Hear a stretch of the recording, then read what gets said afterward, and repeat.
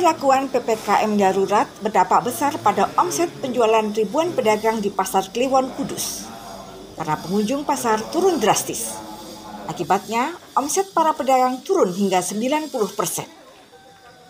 Sejak meledaknya COVID-19 di Kabupaten Kudus, Jawa Tengah, hingga pemberlakuan PPKM Jawa Bali, membuat pedagang Pasar Kliwon Kudus, Jawa Tengah kelimpungan. Saat ini, pengunjung Pasar Kliwon tak lebih dari 500 orang.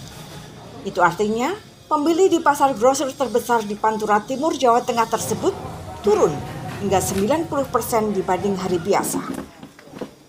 Turunnya pengunjung ini berpengaruh terhadap omset para pedagang.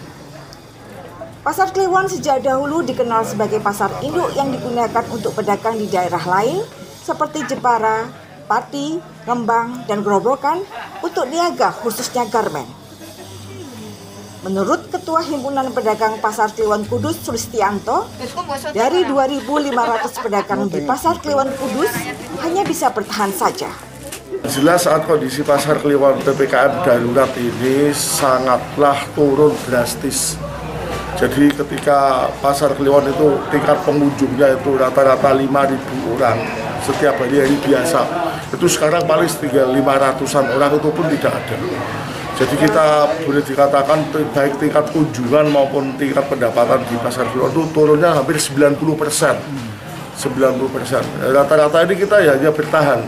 Pada hari-hari biasa, omset per hari seluruh Pasar Kliwon tidak kurang dari 2,5 miliar. Namun saat ini hanya bisa 500 juta saja. Dari Kudus, Jawa Tengah, Nur Khairuddin melaporkan.